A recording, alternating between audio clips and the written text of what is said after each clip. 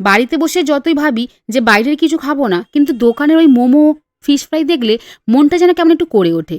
তাই বাড়িতে এসে সেরকম কিছু না, গরম গরম ভাত আর পাতলা ঝোল। এই ঝোলটা ছোটবেলায় আমার মা খুব করতো, আর গরম গরম ভাতের সাথে আমার তো বেশ ভালোই লাগতো। এখন গরম পড়ে গেছে, তবে কিন্তু সেই রকম জুলাই আগস্টের মতন গরম অতটা নয়। এই রান্নাটা কিছুদিন আগেই করেছিলাম, কিন্তু ভিডিওটা পোস্ট করতে দেরি হয়ে গেল। আনাজগুলোকে ভালো করে ভেজে নিয়ে তারপর একটু বেগুন ভেজে নেবো। বেগুনগুলো আনাজের সাথে একসাথে ভাজবো না, তাহলে বেগুনগুলো একটু বেশি নরম হয়ে যায়। তাই বেগুনগুলো একটু আলাদা ভেজে নেবো। এখানে বেগুনগুলো ভেজে নিয়ে আগে থেকে ভেজে রাখা আনাজগুলো এর মধ্যে দিয়ে দেবো। মাঝে মধ্যে যখন মাছের ঝোল খেতে খেতে একঘেয়ে হয়ে যায়, তখন এই নিরামিষ বড়ি দিয়ে পাতলা ঝোলটা আমার তো খুব ভালোই লাগে। টকবক করে ফুটে গেলে তাতে একটু নুন, হলুদ, পোস্ত বাটা আর সামান্য চিনি দিয়ে মোটামুটি 5 থেকে 7 মিনিট মতো ফুটিয়ে নামিয়ে নিলেই হয়ে যাবে এই রান্না। ছোটবেলায় যখন স্কুলে যেতাম তখন রোজ রোজ গরম ভাতে ডাল আলু ভাতে খেতে আর ভালো লাগতো না, মানে তাড়াহুড়োর সময়। তখন এই পাতলা ঝোলটা গরম গরম ভাতের সাথে খেয়ে যেতে আমার দারুণ লাগতো।